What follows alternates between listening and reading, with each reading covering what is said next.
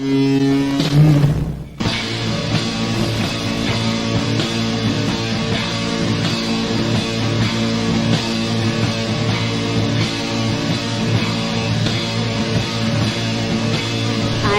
Morris with the NSA. We have identified some very, very interesting anomalous type of aircraft. Traffic is quite luminous and is exhibiting some non-ballistic motion. Over. Move very rapidly at any speed or whether any direction it wanted to go. Why it could change and go to the right or the left or go crossways without hesitating a bit. What do you think it was? Well, if they call it a flying saucer, that's what it is.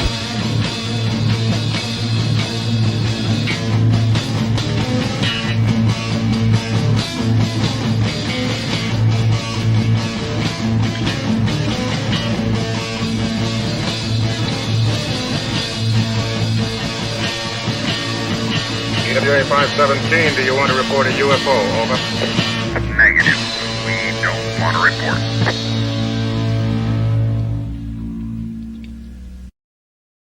Look, it wasn't my worst Wednesday night.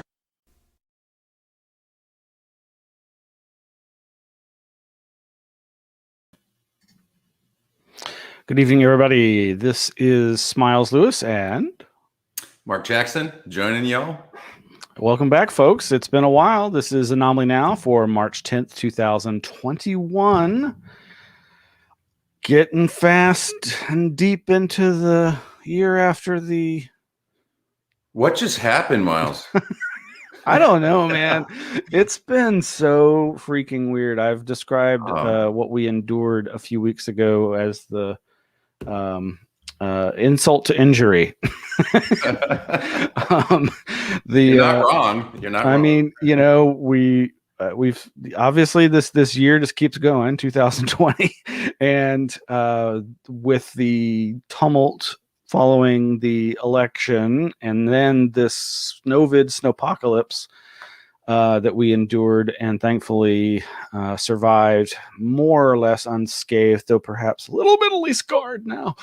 I'm just glad that my friends and family made it through all right with a modicum of heartache and damage to infrastructure. But it's great to see you again, man. It's been a while. Good to see you too. I'm really happy we're back. You know, my enthusiasm level is really high. Everybody had to recover from the fundraising and then like snowpocalypse, and you know, just like you're saying, I'm just happy to be back because that's some shred of normalcy is upon us again. You know, yeah, a nice weekly appointment that I can look forward to. So just a quick update for folks. Of course, this is the weekly news roundup show of the 501c3 nonprofit, the Anomaly Archives, also known as the Scientific Anomaly Institute. And until recently, we were headquartered right downtown here in the heart of Texas, Austin, Texas, on the frontage road of IH-35. But sadly, that is no more, despite our best efforts with the fundraiser, and also just due to the circumstances regarding our landlord. We were not allowed to renew our lease. Sadly, we really liked that place. It wasn't perfect, but it really had a lot going for it. But I'm hopeful and optimistic that we'll find something else better, and that just hasn't materialized yet. And so it's my sad duty to report that the Anomaly Archives is temporarily in storage, and this is a real heartbreaker for me. And I'm trying not to let it get me down too much, but you know, cycle of life. So. I really want to thank all of our volunteers, and especially you, Mark, and board member John Anderson, for all the help getting ready for the move. Man, I was so exhausted that weekend before the actual move. Of course, we were thankful to hire professional movers, and they did the grunt work, but my God, the prep work for that was massive, and you were a big help, Mark. I really appreciate you helping out with that push there at the end. We working side by side, but socially distant with our masks on, trying not to huff and puff too much. But yeah, we disassembled. We had John and our other volunteers had helped pack up the over 400 boxes of books and 10 by 10 square feet, cubic feet, 100 cubic feet, square feet. A very large space of all the disassembled shelving that all got moved, and the movers did it in record time. And boy, I tell you, man, I was so exhausted that day after you helped, man. And then the next day, John, wow.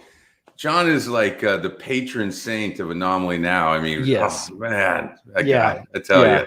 He has been such a tremendous support, at first as an advisory board member, and now for some time as an actual board member.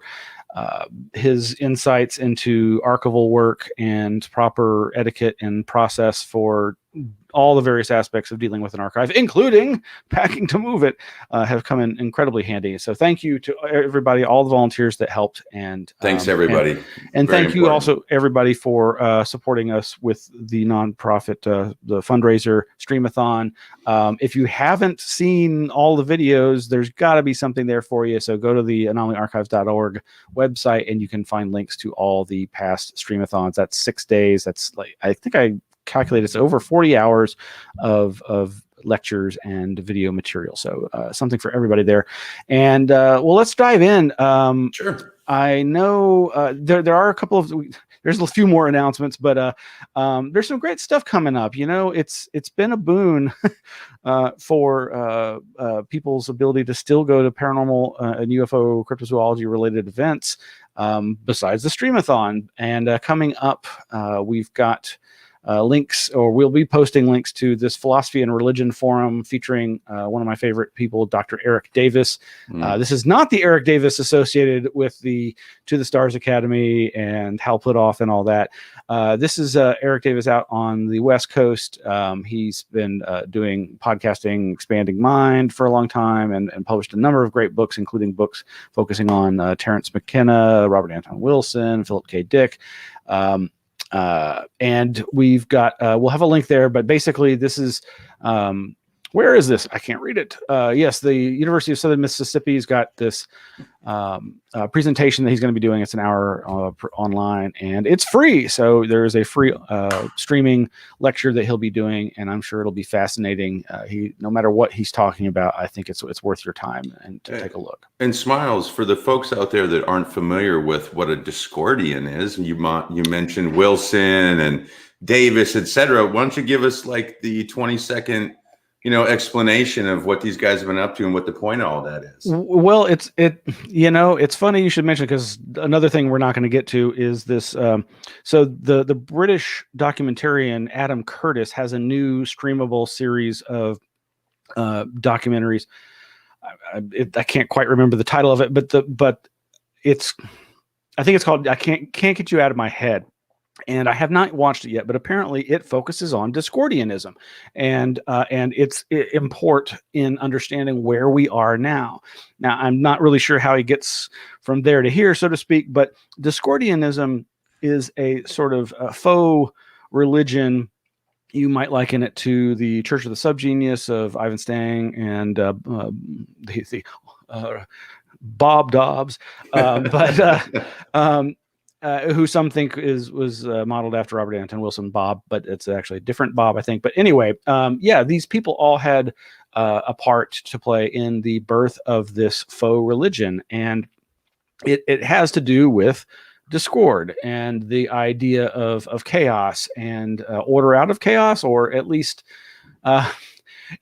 what the point is a good question that I don't think I could ever possibly answer. But suffice to say that this Adam Curtis documentary talks about people like Robert Anton Wilson and Carrie Thornley and these others who birthed this faux religion. First, sort of through the pages of Playboy magazine, when Robert Anton Wilson was an editor there, and various people, Carrie Thornley and others, were writing in, and they started writing and talking about the Illuminati and the people that rule the world. And while the Illuminati were a real thing, in so much as there are historically verifiable aspects to that mythology.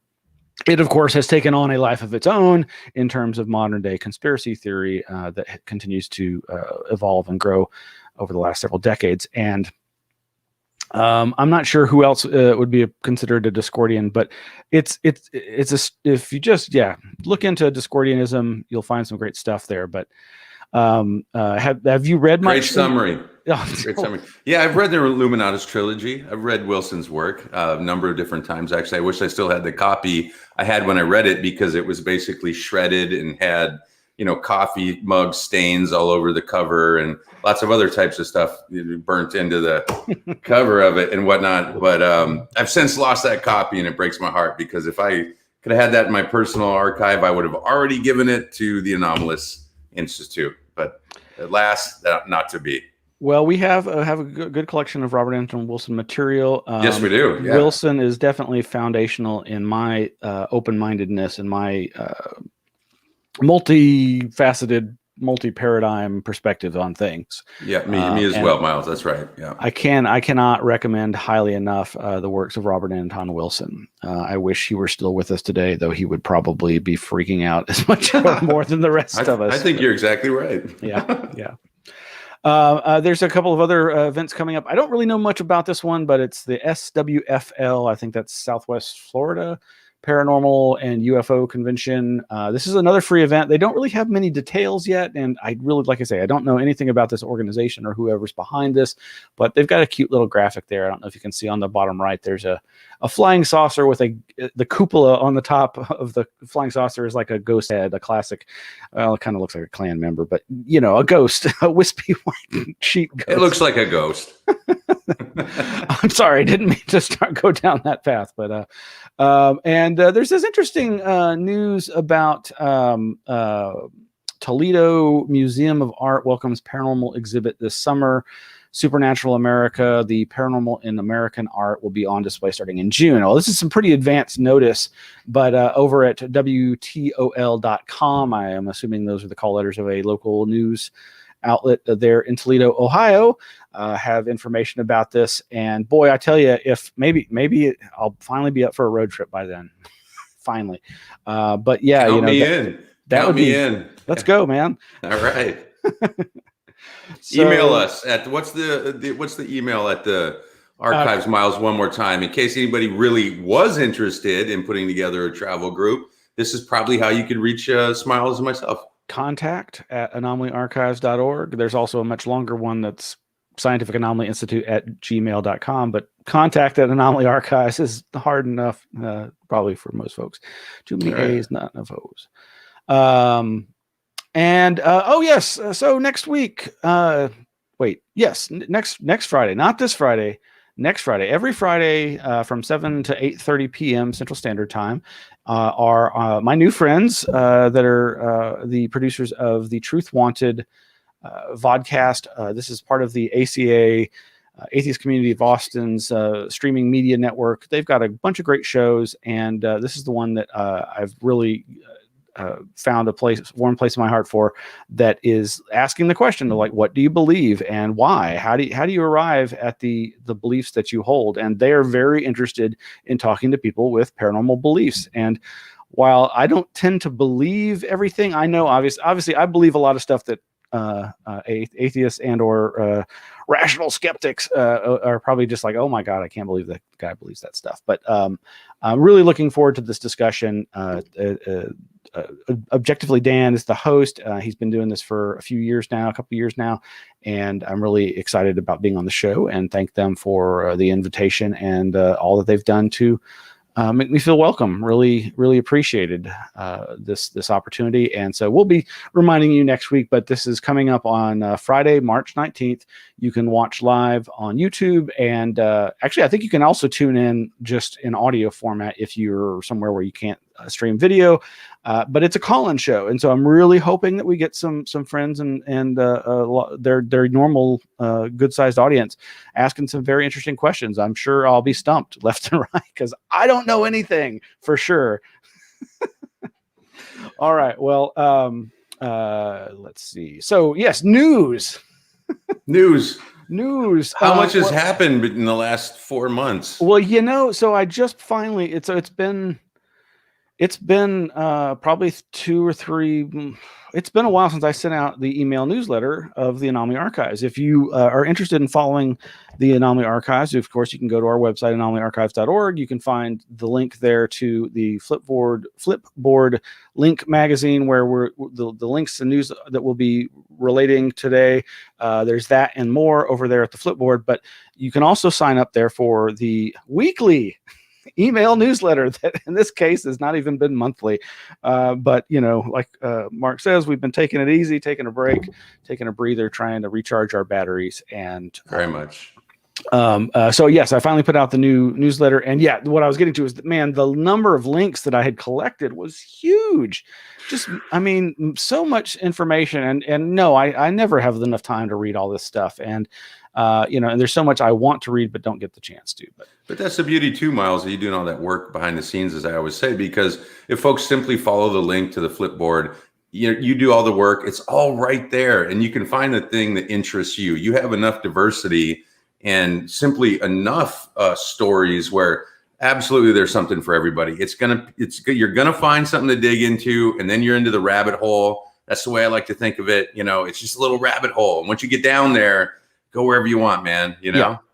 Because, and that's the thing about anomalies. We're not a strictly UFO library. We're not strictly a paranormal ghost hunting library. We're not strictly a parapsychology, ESP, psychic remote viewing library. We cover as many anomalistic areas of inquiry as possible. And the whole nature of, to my mind, Forteana and anomalous phenomena is that, I mean, every science, whether you think it's a valid science or not, soft or hard or whatever, have anomalies, things that just don't fit the current paradigm. And that's the point. That is what, to my mind, that's my understanding of science. That's what it's there for, is to explore those things and to better understand the nature of reality. So well put, Miles. That's absolutely perfect. I think that's really important for people to hear it in that way. Science, just to reiterate what Miles just said, everybody, science is there to identify the anomalies and figure out why it is that we don't understand, or what it is that we need to do to try to better understand, the world we live in. All of this is phenomena. We all experience these phenomena, and it's going to take folks like yourselves and your interest to bring these things up in your cohorts and the scientists, or the mathematicians, or the researchers, the editors, the reporters, et cetera, in your community. That's what we're doing. That's what this is all about. So thanks for putting it and framing it that way, Smiles. That's exactly what this is about. Another great way of thinking of it is what I got from Charles Fort, from whom the phrase or the word Forteana comes from. And this idea, I don't think he created the word, but intermediatism. Science is about intermediatism in so much as it's just a milestone. It's just a point along the path to discovery. Absolutely. So real quickly, among the many links are links to stuff that relate in some way to some of the many people that we featured at the Streamathon. And I just really wanted to quickly point out some of these. This first one, Life and Work with Daniel Jones. There's this website, voyagedallas.com, and they recently had an interview with Daniel Jones. And you can find out more about that at the link there, voyagedallas.com. Daniel talked, he kind of gave a real overview of all these different phenomena. He was really coming at it from not a theory of everything per se, but just the import of how all these different areas of inquiry can help us. And so if you're interested in his lecture, you can find it in the Streamathon archives over at our YouTube channel, where you are probably right now. And also Steve Colhays. This is the Mystery Hum researcher. He's the engineer who I've become friends with, who I'm very interested in his GPS, gas pipeline syndrome hypothesis. It's also related to what's apparently referred to as the LFN, low frequency noise hypothesis.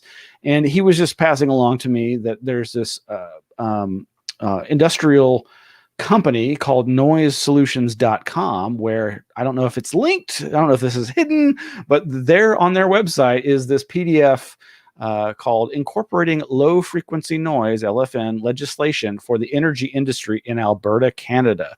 And it basically is outlining, it's just like a white paper. I'm not sure I haven't had the chance to delve into like what level of science there is to back up, but they're just pointing out that this is an acknowledged issue, that some people seem to be hypersensitive to these low frequency noises, and this needs to be taken into account and dealt with because it's a health care issue.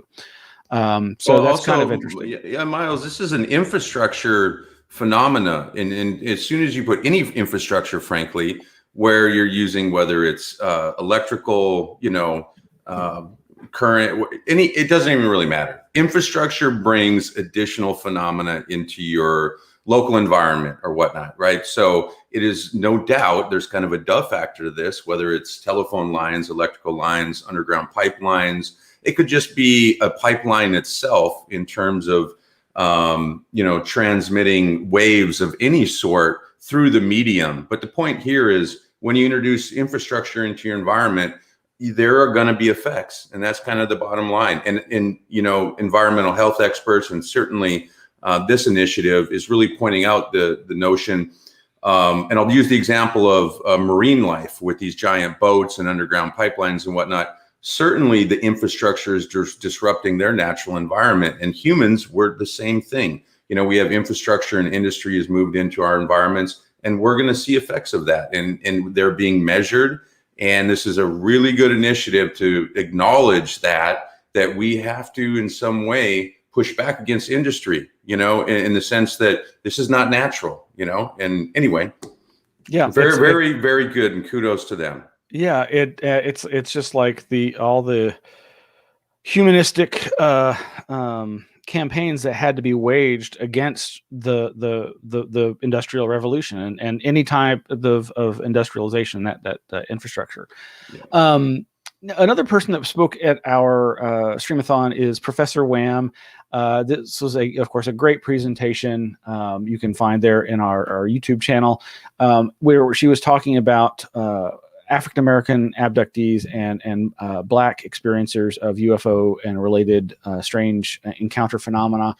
Well, she has a blog, and you can find out stuff. You can read her blog over at professorwham.com. That's WHAM, professorwham.com. And so none of these articles are actually about her per se, but her discussion of this issue of race, ethnicity, and the UFO community at large has been a long time coming, and it's good to see that there's been some news in this regard in various sectors, including a comprehensive study of African American UFO experiencers, the unsung patriots of ufology. This is an article by Sean Casteel that's in promotion of this book by Timothy Green Beckley called Gray Lives Matter. And no doubt someone will be offended by that title. But yes, she also couches it in terms of alien lives matter. Actually, maybe that is the title of the book, but it's a very nice article. It's a very comprehensive overview of just a few of the Black African American experiencers that you may not be familiar with, and this is something that there's obviously a lot of joking and ridicule surrounding these subjects, but there are also misconceptions about the nature of who has these experiences, and the truth may surprise you. Also, I haven't had the chance to watch this yet, but I'm very excited to look into this Patricia Avant. She's recently been interviewed by the podcast there. I can't actually, UFOs on the Level. And she's produced a documentary of sorts, a film about her sightings and experiences called Black People Do See UFOs. And that is available for free to watch on her website and her Vimeo channel. So we'll post the links to that. I'm really looking forward to checking that out and getting a sense of her perspective on this. That story's in my queue, Miles. That was one that you sent me the links. I have my queue. That one went in there. I was like, oh, I need to better understand this. So anyway, thank you for that. Yeah, I'm very curious because I think she also videotaped what she believes, what to her are UFOs, things that she couldn't identify. So it'll be interesting to see if they seem mundane and whether she's had more close encounters or abduction type experiences or what. And also somebody that was mentioned as one of the little known African American experiencers of UFO phenomena by Professor Wham and in the Sean Casteel article is Sun Ra. Sun Ra, the avant-garde jazz musician.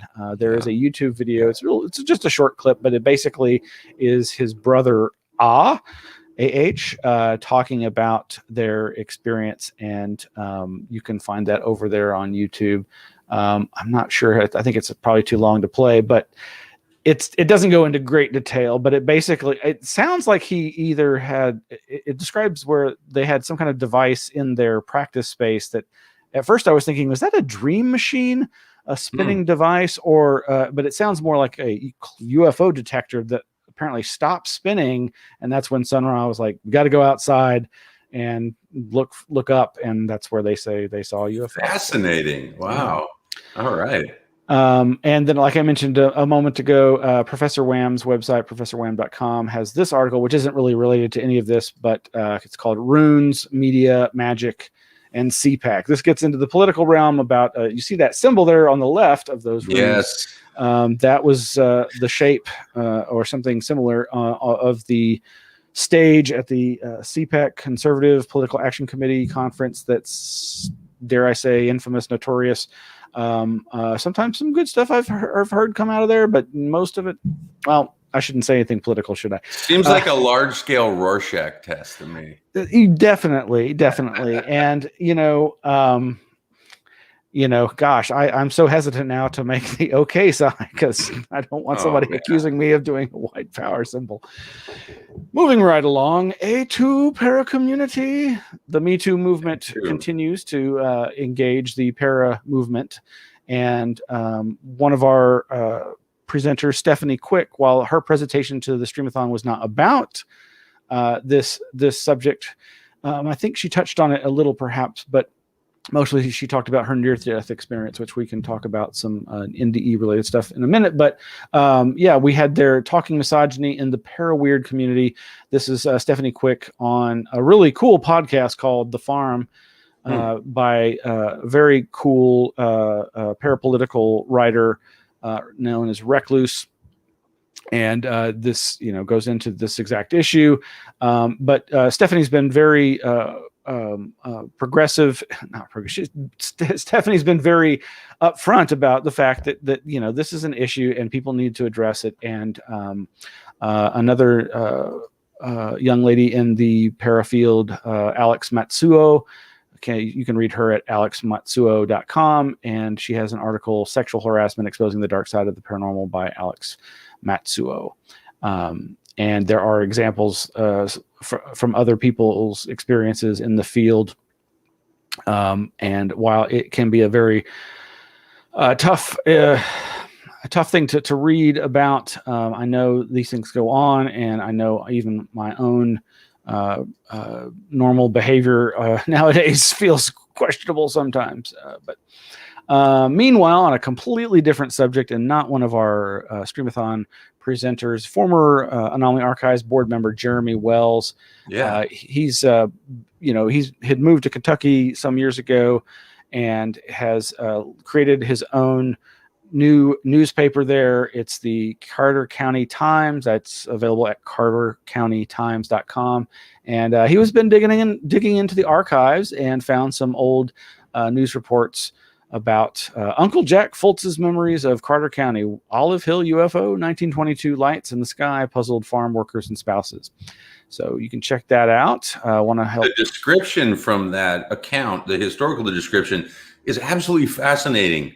And kudos to him for digging into that and utilizing the archives, et cetera, to launch such a important periodical, probably in his local community, because here, obviously that's where he's drawing from. But I encourage people to go see that, just because the account itself, you get to decipher it. What a good story, and I'm glad you brought it up, Miles. Yeah, and so his newspaper is just a regular newspaper. It's doing local news. he's got to cover the high school football game and all that stuff. Sure. So it is not a paranormal oriented publication, but he can't suppress his interest in these subjects. So I'm glad to see it. Gosh, okay, we're done. No, we're going to have to go long, folks. Hope you can stick around, Mark. We're just about at the half-hour mark, and I'm just now getting to sort of the news. I mean, all these are news items that are in the Flipboard feed that you can access through anomalyarchives.org. It often comes about that people in the field pass away, as we all eventually will do. And cryptozoology researcher Linda Godfrey is fine. Apparently, there were some rumors started that I certainly participated in, whereby people started asking on Facebook and social media, where's Linda? Is she all right? And for those that aren't familiar, she's the author of The Beast of Bray Road. Yeah. She was I believe, a mainstream journalist who got sucked into the world, the weird, wild world of cryptozoology, critters. But apparently she's fine. And for whatever reason, a rumor seemed to be circulating that she was either ill or had passed. But as far as I know, and as far as our contacts have been able to discern, she's fine, and I'm so glad to discover that. Good. Meanwhile, there has actually been a confirmed passing of someone who is not perhaps very widely known in the paranormal field, but his name is Jeff Ritzmann. He was the co-host of Paratopia with Jeremy Vaeni. It was a very... what's the word they say to describe ornery people? Sounds like iconic. An iconoclast. They were very iconoclastic, I guess is what I'm trying to say. But sadly, he passed suddenly. And this kind of rocked my little community of para and UFO researchers and experiencers and whatnot. And his one-time co-host, Jeremy Vaeni, and good friend, they had actually, had a falling out years ago, but they never lost their friendship, thankfully. But Jeremy Vaeni and others organized a Zoom-based memorial, and I was really proud and lucky to sit in on that. And we'll post a link to that. They have actually posted it as a YouTube video, and it's very interesting and touching. He really obviously touched so many lives. He was an accomplished graphic designer, did amazing graphic design work for podcasts and for his own interests, his own fandom. He was a big Star Wars fan. He also, I found out, I did not realize this, he was a Lodge 49 fan. And if you're not familiar with Lodge 49, it's a 2 or 3 season sitcom, or not really a sitcom, a TV series that I stumbled into late in the game and thoroughly enjoyed.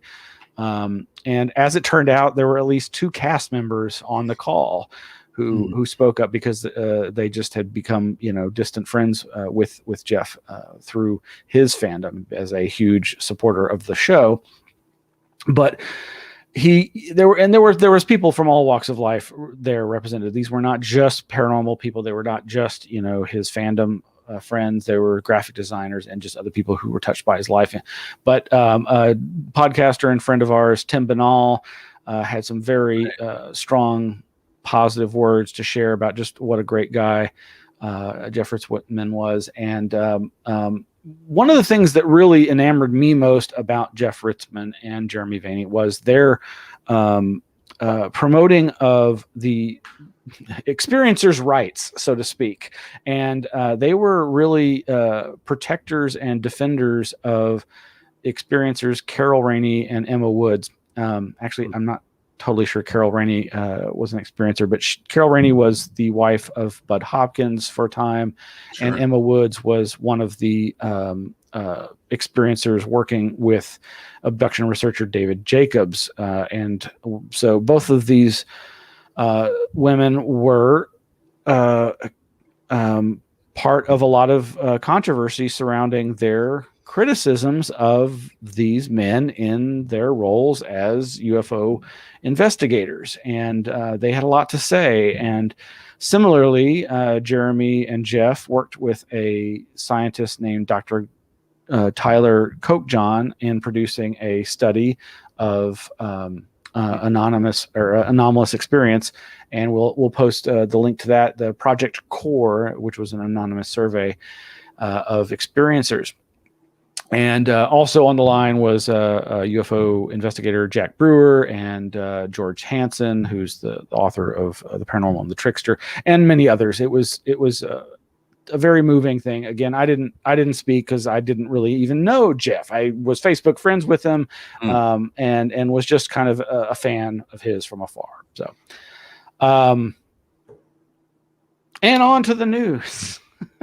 No, Miles, that's really important. I really enjoyed that. Thank you for breaking that down. A lot of times people, myself included, don't realize how much heavy lifting has been done on these topics, and the breadth of the works that have been produced, the communication, the communities, the connections, all that sort of stuff. So it's really nice to hear you break that all down and give us how this thing sort of fits together. And thank you for that. That was really good. Well, it was an honor to watch these people bare their souls for somebody who had touched their lives. And I think we should all be so lucky as to have even that many people memorialize our effect on their lives. And because as the joke goes, funerals aren't for the dead, they're for the living. And because we have to continue on without the people that we've now lost. Yeah. So, this lucid dreaming has been in the news, and for those who don't know me as the UFO or paranormal guy, sometimes I get approached by people who are like, I hear you're really into dreams. And that is very much kind of like the foundational element of my interest in the paranormal and strange phenomena, is the fact that at a very young age, I remembered my dreams, and very early on started having lucid dreams and other strange experiences in the dream time that may or may not be paranormal. But lucid dreaming, for those that aren't familiar, is the experience of waking up in a dream, becoming aware that you are in fact dreaming. So becoming conscious in what is typically considered an unconscious state. Yep. And this leads to all kinds of potential interesting experiences and experiments, perhaps. Man, does it. Wow. That's and what so we have in common, Miles. I used to have the same experiences, and we've but scratched the surface together on this particular topic. I can't wait to hear what you have to say here, but I think that's an interesting parallel, and I'm interested so much in what you got going on that. Yeah. So there's been just a deluge of news reporting on this, and it involves this idea of various headlines. Lucid dreamers can hear and answer questions while still asleep. Scientists find, or scientists achieve real-time communication with lucid dreamers in a breakthrough, they say. So first of all, the bummer part of this for me is, as far as I can tell, there's really nothing new and innovative about these experiments. Everybody's touting them as if it's some breakthrough, some new amazing information or technique, but the technique that they're using, to the best of my knowledge, appears to simply be something that was pioneered first by Alan Worsley, I think in the 1970s, possibly as early as the 1960s. But Alan Worsley was the first person to prove the lucid experience was in fact real by communicating from the REM state, from the dream time, from the dream state, with scientists in the lab, using a very simple kind of yes, no, left, right moving of the eyes technique. And so, the basic premise is you have some way of verifying in the lab that somebody is experiencing REM sleep, experiencing a dream, and then you engage with them, typically, I think, through just vocalizations. And then they signal back the answer to whatever question you're posing by this eye signal technique. So the only significant thing I can really find in limited reading of all these different articles, because there's just so many of them. It's just exploded. Like, I mean, the great thing here is there's going to be an upsurge in people looking into lucid dreaming. But the basic breakthrough here seems to be the number of experiment participants and the number of labs worldwide who are participants in the experiment, which certainly is no small feat. I mean, it's hard enough to do any research, let alone coordinating with multiple labs. But the president of the other nonprofit that I've been affiliated with for so many years now, INACS, Institute for Neuroscience and Consciousness Studies, that the president of that nonprofit board used to run the sleep lab here at UT, where they did some of the earliest pioneering work in lucid dreaming. And yeah, from what he has glanced at the articles, he's like, yeah, I think you're right. Doesn't seem to be anything particularly new or breakthrough about this. But again, yay, people are talking about dreams, and I hope that has a positive impact. And maybe something more will come out of it. But did you have a dream that was more recurrent for you, or a situation? I know that's a big deal. Is a lot of these experiencers, they'll typically repeat, and you can confirm this, but from what I understand, a lot of them will be recurrent back into a situation that they wake up into time and time again, so to speak. And maybe it's kind of a trigger. Am I off there, or is there something to that? If you mean specifically lucid dreams, I've never particularly experienced it. I can't think of any specific overarching theme or element in my experiencing of lucid dreaming. I would say one of the most common, perhaps, is not so much is just the sense of absurdity or danger that causes people to suddenly be like, right. Because dreams are absurd. And that's the thing that's like, how could you 90+% of the time, you never question the absurdity of it. But that time, that 10% or less time that you do, that's when you have the opportunity. It can be something, the classic idea of, well, look at your hands and your dreams. And if there's more digits than should be there, you're dreaming. Or, if you try to levitate off the ground, don't try jumping off a building. That's just stupid. But if you can start flying from the ground or levitating, then you're probably in a dream. But I think I think fear situations are more often than not how people often wake up in the dream, but usually the terror or the fear actually wakes them up. Even if they become lucid for a split second, it's almost like a reflex of like, oh my God, this is a dream. I don't want to be here. And then they wake themselves up. Yeah, I think that may be one factor, but, here again, there's been a ton of dream research, and there may very well be themes. I could bore you with. I do have recurring locations and themes in my dreams, but I'll save those for some more psychologically oriented discussion where I pull back the veil of my true weirdness. But yeah, check it out, folks. There's a lot of new technologies now to help people experiment with lucid dreaming in the home for a fairly modest price now, with all the smart devices, including the watches that monitor your heart rate and that sort of thing. So, of course, there's a ton of UFO news scattered amongst the links on the Flipboard. There's a number. So I know you and our volunteer Victor Criterion were interested in these references to provoking the UFO phenomena. I haven't really had the chance to delve too much into this, other than David Haith had transcribed this interview by Sarah Carter with Lou Elizondo. Are the UFOs friendly or threatening? And he transcribed it, and basically, and we'll have the link to the actual video. But in this interview, he very carefully dances around this idea that there may actually be a known way by the powers that be, the military specifically, to provoke UFO sightings. And he comes around to this and doesn't really go too deeply into it. And like I say, he's dancing around this idea. But basically the idea seems to be that perhaps the Russian military and the United States military have on occasion utilized certain high value targets, I think is the phrase the military often uses for,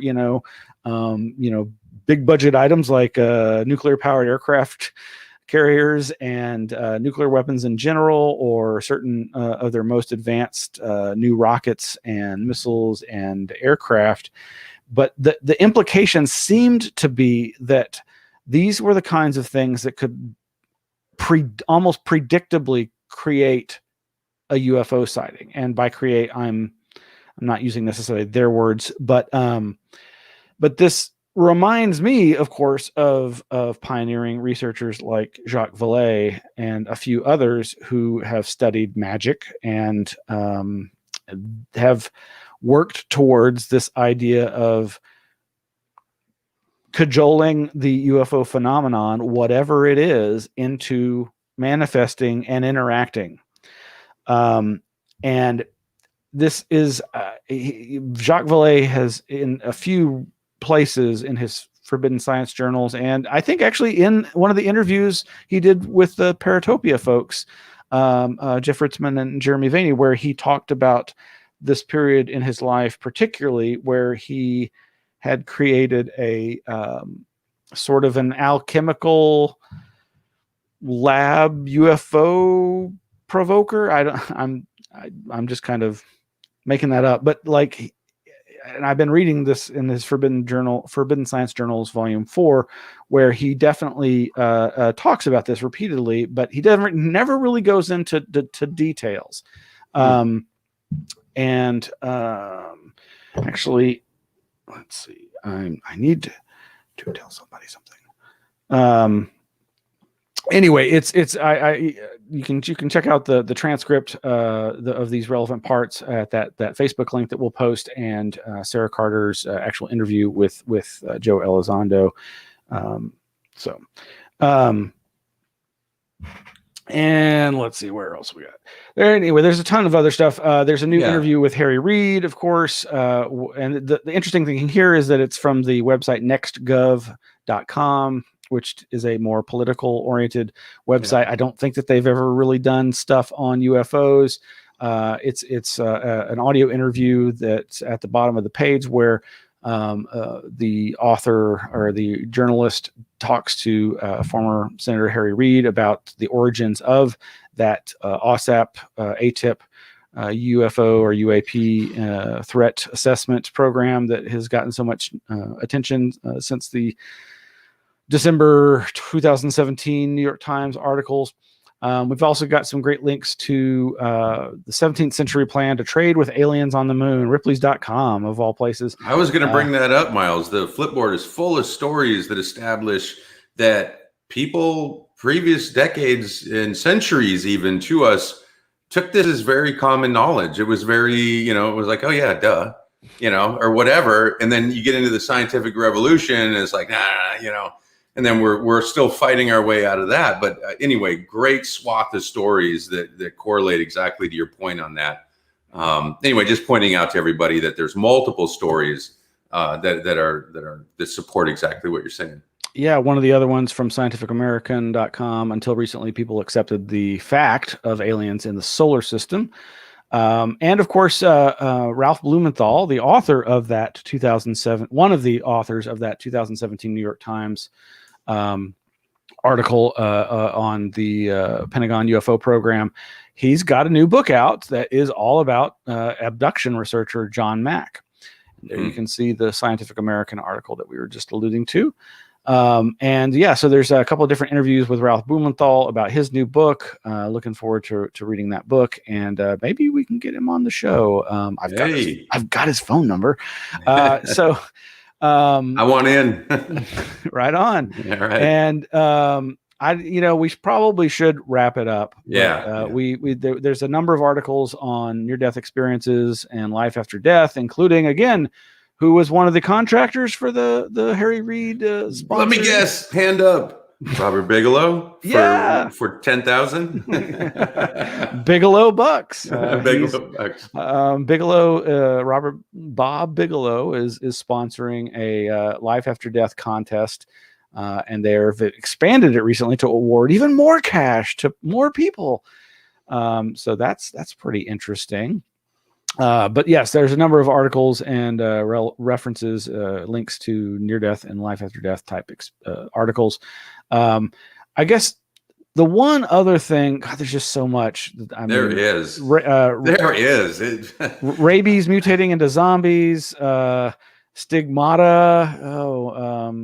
The Rand Corporation talking about the noosphere, which, if for those that don't know, that's a phrase that I believe was coined by a religious scholar named Teilhard de Chardin. And I got to end with this. Event named for Douglas Adams changed life, the earth, and everything 42,000 years ago. Oh, here we go. A global environmental this crisis. is going to go another hour if we get into this story. Well, anyway, yeah, no, it's I'm fascinated. I know we've talked about so much about electromagnetics and the earth and all the amazing effects that it has on the soup that we live in, the electromagnetic soup. And just the fact that that scientists have named something after Douglas Adams because of the number cool. 42. That's awesome. I recently was my wife started rewatching the classic Hitchhiker's Guide to the Galaxy, and it's just so much fun. So, well, thank you for joining me, Mark. Really appreciate it. Smile. So happy to be back. You seem recharged. So I can't wait to get back into a regular schedule. And behind the scenes, everybody, we have a technical support from some great folks as well. So this certainly isn't just Smiles and myself, and that's also very appreciated. So I guess for me, see you next week, hopefully. All right. Well, and All thanks to our volunteer Victor Criterion and everybody in the chat and watching now and in the future. And hey, if you want, you can. I'll go out with this our little commercial here, which is for like the merch. We've got merch. Hey, we got mouse pads, man. we got Patty Bigfoot on coffee mugs. Oh, that's cool. You know how much I love Bigfoot. Yeah. All right. Well, folks, here's more information about the merch store and the cool logo that Red Pill Junkie Miguel Romero did for us with his Absurd by Designs company. And thank you for tuning in, and we'll see you next week. Peace. Thanks, Miles. Peace. Behold the Anomaly Archives poster. Gaze upon its magnificence. But please keep it down, for there is Shashi the alien. Do not be alarmed. But who is that mysterious MIB digging deep into the files? Steady your gaze. Patty the cryptid is elusive, and to catch even a faint glimpse is quite an achievement. Thrill at the horror of a living challenged apparition who has stopped by to study a forgotten tome. Elsewhere, scattered about, the keen eye will observe artifacts of sacred and forgotten lore. After a long gaze one may grow envious and wish to possess a physical manifestation of this grand visage. What once seemed like an insurmountable expedition is now made into an effortless side quest. For now, at the Archives shop, one can find this thrilling representation available for acquisition, where, among the usual wares, denizens of this fair land will find this and other scrolls, exquisite apparel, hot beverage drinking vessels, and a plethora of other treasures. Enough to satisfy the desires of any who seek the most elusive emotion of all, fulfillment.